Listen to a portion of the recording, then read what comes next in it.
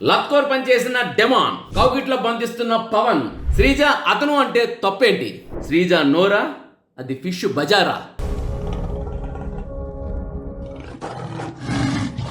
Hi hello నమస్తే, నేను మీ SS Patnaik. చూస్తూనే ఉండండి పిమ్స్ టీవీ. లైక్ చేయండి, షేర్ చేయండి, సబ్స్క్రైబ్ చేయండి. గంట సింబల్ టక్ కొట్టేయండి. అంటే ఒకసారి కొట్టండి, మళ్ళీ పది కొట్టడం కాదు. ఇది మీకు అప్డేటెడ్ న్యూస్ పరిగెట్ మీ దగ్గర చేరుకుంటుంది. ఎనీ హౌ ఈరోజు లత్కోర్ పనిచేసిన డెమాన్ అనేంత మాట నేననే మాట కాదు, ఇది హరీష్ గారు అనే మాట.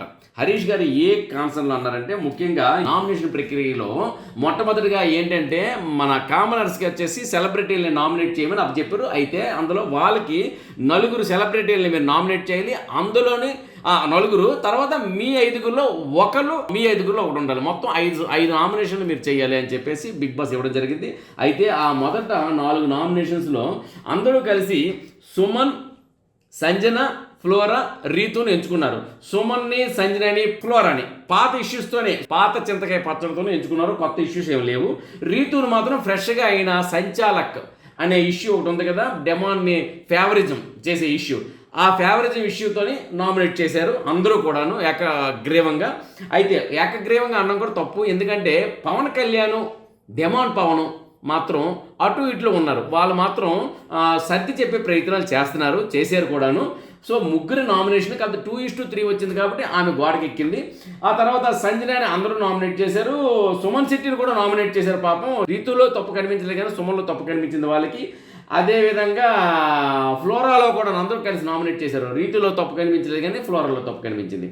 మొత్తానికి ఏంటంటే ఇలా నలుగురుని నామినేట్ చేశారు. ఇక ఒక్క వ్యక్తిని ఎంచుకోవాలి. ఆ ఒక్క వ్యక్తి 5గురిలో ఎవరు? అబ్సల్యూట్లీ అది దానికి అంజనీ వేయక్కర్లేదు, ఆలోచించక్కర్లేదు, హరీష్ అని చెప్తారు. ఎందుకంటే ఈ రోజు ఎస్పెషల్లీ ఆదివారం ఎపిసోడ్ తర్వాత చూసుకున్న నలుగురు, అంటే మన కెప్టెన్ అయిన పవన్ కూడాను ఇక్కడికి వచ్చి వాళ్ళతో కలిసి తింటున్నాడు. ఈ నలుగురు ఒకే దగ్గర కూర్చుంటున్నారు, హరీష్ ఒక్కడిగా ఉంటున్నాడు. మొత్తానికి ఏంటంటే హరీష్ కలివిడిగా ఉన్నాడా అని చెప్పలేదు కానీ అతను అయితే వర్క్లో దిగిపోయాడు. తన వర్క్, తన వంట వండడం ఇవన్నీ కూడా తను చూసుకుంటున్నాడు. అందరికి కూడాను ఈ లైవ్లో కూడా మనం చూస్తున్నాము. ఆ తర్వాత హరీష్ని ఏంటంటే అది కూడాను నువ్వు భోజనం చేయలేదు, నువ్వు ఆకలితో ఉన్నావు, మాతో కలవట్లేదు అనే రీజన్తో హరీష్ని నామినేట్ చేశారు.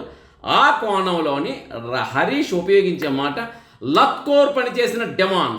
అవును డెమాన్, నువ్వు లత్కోర్ పని చేసావు, నీలా లత్కోర్ పని చేయను అన్నారు. ఏంటో లత్కోర్ పని అంటే, నువ్వు చాక్లెట్ తీసుకెళ్ళి రీతుకు దొంగజాటికి వెళ్ళి వెనక నుండి ఇచ్చి కొరకమన్నావు. ఆమె కొరకడం, కురికివ్వడం ఇవన్నీ ఏంటి లత్కోర్ పనులు? సారీ, నేను అలాంటి లత్కోర్ పనులు చేయలేదు, ఆట ఆడడానికి వచ్చానని లత్కోర్ అనే మాట ఉపయోగించాడు. లత్కోర్ అనే మాట మీరు ఎందుకు ఉపయోగించారు? అన్పర్మనెంట్ లాంగ్వేజ్ అని శ్రీజ యాజ్ యూజువల్గా ఆమెకు సపోర్టర్స్ మీద పడిపోయారు. దానికి లత్కోర్ అంటే అర్థం చెప్పు, అది అంటే దానికి పులిహార పంచాయతీలు ఆడిది అని చెప్పడం ప్రారంభించారు. అలాగైనట్లయితే రెడ్ ఫ్లేవర్ అంటే ఎర్ర పువ్వు కదా, అందులో కూడా బూతే ఉంది. సో తీసుకుంటే అన్నిట్లో బూత్ ఉంటుంది, లేదంటే ఎందులోనే ఉండదండి. మొత్తానికి ఏంటంటే లత్కోర్ అనే పదం ఉపయోగించాడు. ఈ వారం ఆ లత్కోర్ అనే పదం ఎంతవరకు తీసుకెళ్తుందో మరి చూడాలి. నాగార్జున గారి దగ్గర ఈ లత్కోర్ పంచాయతీ ఏమవుద్దో కూడా చూడాలి. మరి నాగార్జున గారు ఈ లత్కోర్ పంచాయతీని ఎర్ర పువ్వు పంచాయతీగా మారుస్తారా, లేదా అంటే గుండె అంకుల్లా తీర్చిదిద్దుతారా అనేది ఒక్కసారి మనం వేచి చూడాలి. ఇంతకీ ఆ పవన్ లత్కోర్ పంచాయతీ కన్నా గట్టిది ఇంకోటి మనం మాట్లాడుకుందాం.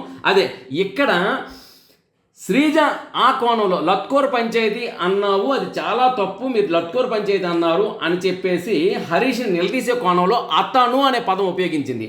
అతను అనేటప్పుడు హరీష్ ఏమో అతను అన్నాను, నాకు నువ్వు నన్ను అతను అంటున్నావు అన్నాను. అతను అనకపోతే ఏమన్నా మీరు అన్నారు. అవునండి, డైరెక్ట్గా మీరు అంటాను.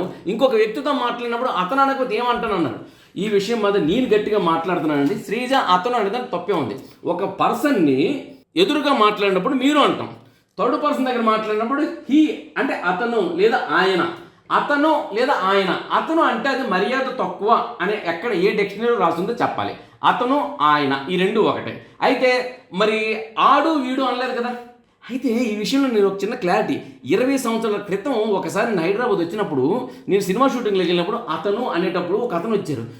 అతను అన్నారు చాలా తప్పు అన్నారు. అతను అంటే తప్పు ఏంటంటే ఆయన అనాలన్నారు. నేను చదువుకున్న వ్యక్తిని, మాట్లాడుతున్న వ్యక్తిని అతనే అంటే తప్పు అని ఎక్కడా నాకు లేదు. అతను అనేది అది గౌరవ తక్కువ పదం. ఆయన అతడు అంటే అది సింగులర్. అతడు అంటే అతను అంటే సింగులర్ కాదు, అతను అనేది కరెక్ట్ పదమే. యాక్చువల్గా నేను చెప్తున్నాను ఏంటంటే, ఆంధ్రప్రదేశ్లో ఉమ్మడి ఆంధ్రప్రదేశ్ తీసుకుంటే 23 జిల్లాల్లో ఒక జిల్లా వారు మాత్రం ఇప్పుడు ఆంధ్రప్రదేశ్లో 10 జిల్లాల్లో 13 జిల్లాల్లో ఒక జిల్లా వారు మాత్రం మా తెలుగే కరెక్ట్ అనే వాదన ఒకటి ఉంది. వాళ్ళు ఎందుకు అలా తయారయ్యారో అర్థం కాదు. కానీ అదేవిధంగా దానికి ఆనుకొని ఉన్న తెలంగాణలో ఒక జిల్లా, మా తెలుగే కరెక్ట్ అంటారు, మేము మాట్లాడేది కరెక్ట్ అంటారు. అక్కడ మేనేజ్ నుండి అది ఫస్ట్ బయటికి రావాలి.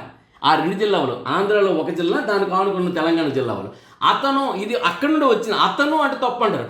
ఈవెన్ ఉత్తరాంధ్రలో కానీ, గోదావరిలో కానీ, మన తెలంగాణలో కానీ అతను అంటే తప్పులేదు. అతగాడు అంటే సింగులర్, అతడు అంటే సింగులర్, అతను అంటే తప్పలేదు. మీరు మా ఉత్తరాంధ్ర గోదావరి జిల్లాలో చెప్పాలంటే ఆయన అంటే ఇక్కడ యాక్టివ్ నాకు 20 సంవత్సరాల క్రితం అతను అనకూడదు, ఆయన అన్నారు చిన్నవాడిని. అప్పుడు నాకు అర్థం కాలేదు, ఇప్పుడు నేను చెప్తున్నాను క్లారిటీ. అతను ఆయన 2 ఒకటేనండి. ఆయన అన్న పదం మేము ఎలా ఉపయోగిస్తాం తెలుసా? భర్తకు ఉపయోగించినప్పుడు ఒక స్త్రీ ఆయన వచ్చారండి, ఆయన గారు వచ్చారు, ఆయన వచ్చారని పదం ఉపయోగిస్తారు. మీ ఆయన వచ్చారా అంటాం, మీ అతను వచ్చారా అనరు, మీ ఆయన వచ్చారా అంటే అర్థం ఏంటి? భర్తకు ఉపయోగించేది. ఇతరులకి అప్పుడు అన్నయ్య అనుకోండి, ఆడు ఈడు అంటాం. అన్నయ్య గారు అని వర్షం ఒకటి ఉంటుంది, అన్నయ్య గారు అనే వర్ష అంటే ఉండే వరుసలు వాళ్ళకి ఆయన వచ్చారు అనరు, అతను వచ్చారు. బాబాయ్ గారు వచ్చిన అతను వచ్చారు.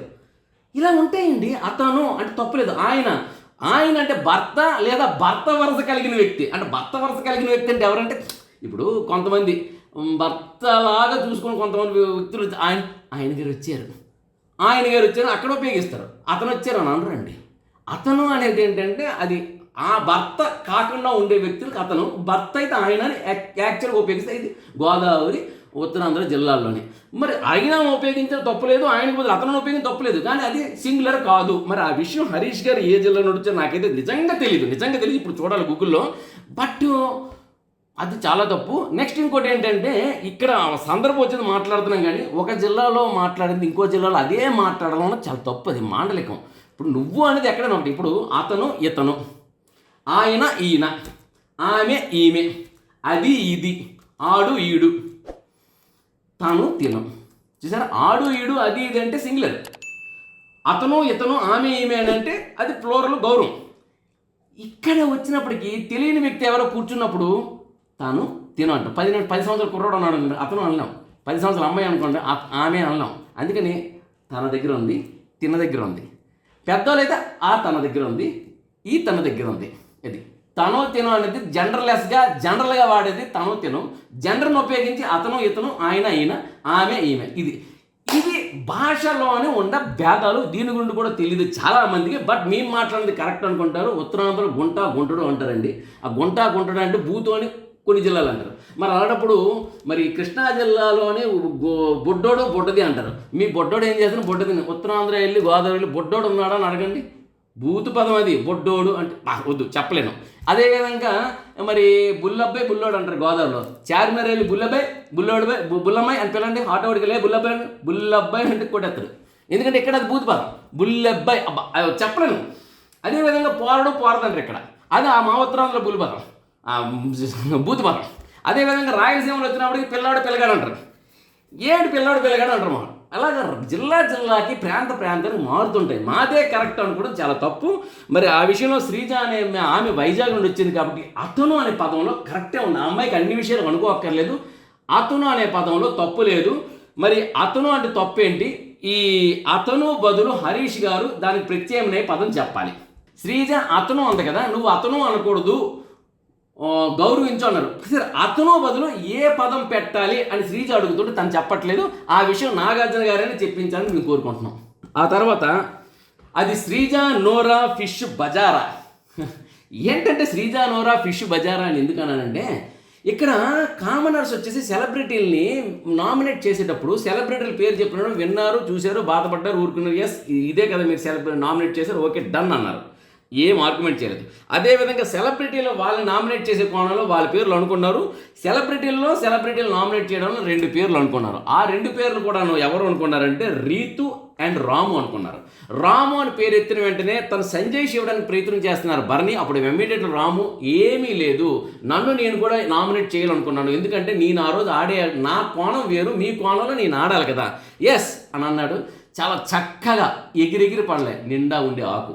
ఆ తర్వాత వచ్చేసి రీతు ఏ మాటకు ఆ మాట చెప్పుకొని, రీతు నిన్ను కూడా నామినేట్ చేస్తున్నాము, మరి నువ్వు కూడా అనేటప్పుడు రీతు కూడా లేదులేండి, నేను చేసింది మీకు తప్పు అనిపిస్తుంది, నా వల్ల మీరు హర్ట్ అయ్యారు కాబట్టి దానికి నాకు మీరు శిక్షగా పనిష్మెంట్గా మీరు నన్ను నామినేట్ చేయండి, నా ఆట నేను ఆడేసి గెలుస్తాను అని చెప్పండి.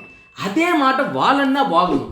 ఇక్కడ రాము రీతుకి నామినేట్ చేసేటప్పుడు వాళ్ళు యాక్సెప్ట్ చేసి మా ఆట మేము ఆడి నిరూపించుకుంటాం ఈ వారం అన్నారు. కానీ వీళ్ళకి నామినేట్ చేసినప్పుడు మాత్రం ఎవరికి, మన కామనర్స్కి మీద పడిపోతున్నారండి గలగలని. వాళ్ళందరూ మీద పడటం దేవుడికి. శ్రీజ అందరి తరపున మీద పడిపోతుంది. తుత్తు నాగార్జున గారు ఆమెను ముందు వచ్చేస్తావమ్మా తూ అనుకొని సన్నాయి నొక్కుళ్ళు ఆయన అన్నా ఆమెకి ఇంకా ఇది రాలేదు. మరి తర్వాత ఆమె వచ్చి తగ్గుతున్నామ్మా అని పెద్దనికి పడిపోయి మాట్లాడనివ్వదండి సంజన. అందుకనే నీతో మాట్లాడారు శ్రీజ, అందుకే నీతో మాట్లాడాలంటే మా అందరికి భయం అని చెప్పేసి ఒక స్టేట్మెంట్ కూడా ఇచ్చారు. దాంతో ఏంటంటే మా ఊర్లో అంటారు అది శ్రీజ నోరా ఫిష్ బజార్ అని. ఎందుకు ఫిష్ బజార్కి వెళ్తే ఎలాగే ఉంటుందండి, చేపలంతా రొయ్యలంతా మెట్లంతా మట్టగిడిలంతా నెత్తలంతా చేపల బజార్. అదే మామూలు వెజిటేబుల్ బజార్కి వెళ్ళారు అనుకోండి, వంకాయలంతా బెండకాయలంతా టమాటాలంతా బాబా ఉల్లిపాయలు కేజీ ఇలా ఉంటాయి. చేపల బజార్కి వెళ్ళినప్పుడు మాత్రం ఆ బేరాలు ఉంటాయి చూసారు అది. అందుకని శ్రీజ నోరా ఫిష్ బజారా. ఇక ఈ విషయంలోని ఈ నామినేషన్లో అవతల వారు కొంతమంది ఏడిచారు, యువతల వారు ఏడిచారు. ఎవరు ఏడిచినా సరే మగవాళ్ళు అయితే పక్కన పెట్టాడు, కానీ ఆడవాళ్ళు అయితే మాత్రం పరిగెట్టి వచ్చి కౌగిలించేసుకుంటాడు, తన కౌగిట్లో బంధించేసుకుంటున్నాడు మన పడాల కళ్యాణ్. అందుకని ఆర్మీ పడాల కళ్యాణ్ మాత్రం ఇందాక రీతు ఓ ఏడుస్తుంది. యారకు నేను ఉన్నాను కదా. ఇందాక బర్మీ గారు కూడా జస్ట్ హగ్ చేసుకుని ఊరుకొని వెళ్ళిపోయారు. ఆయన ఎప్పుడు వదిలేస్తాడా అన్నట్టు చూసిరండి ఎపిసోడ్ చూడండి. ఆయన వదిలేసిన వెళ్ళి లటక్కని పటక్కని పెట్టేసుకోండి, నేను ఉన్నాను కదా. అది అతడు సినిమా ఏదో ఆగడు దూకుడు సినిమాలో బ్రహ్మణుడు నేను ఉన్నాను కదా అన్నట్టు ఓ పామేస్తున్నాడండి బాబు. అక్కడతో ఆగలేదు, రీతును పామాడు. ఓకే, ఇక్కడ శ్రీజ ఏడ్చింది. మళ్ళీ శ్రీజ దగ్గర కూడా పట్టక్కని వెళ్ళిపోయాడు పవన్ కళ్యాణ్. వెళ్ళిపోయి మళ్ళీ రళ్ళక్కని కౌగులించింది. నేను లేను నువ్వు వాటేసుకుంటాడు. అంటే ఇక్కడ అర్థమైంది, ఎవరు ఏడ్చినా సరే వాటేసుకోవడానికి ఒక వ్యక్తి ఉన్నాడు, అతనే పడాలా కళ్యాణ్. ఇంకా చెప్తే పడాలా పడిపోయారు. సో ఆ విధంగా ఈరోజు లత్కోర్ పనిచేసిన డెమోను కౌగిట్లో బంధిస్తున్న పవన్ శ్రీజ అతను అంటే తప్పేంటి, శ్రీజ నోరు ఫిష్ బజారు. ఈ విషయాలపై మనం మాట్లాడుకున్నాం. మరికొన్ని విషయాలతో రేపు మాట్లాడుకుందాం. అంతవరకు బై. చూస్తూనే ఉండండి పెమ్స్ టీవీ. లైక్ చేయండి, షేర్ చేయండి, సబ్స్క్రైబ్ చేయండి, గంట సింబల్ని గట్టిగా కొట్టండి. బాయ్, నమస్తే.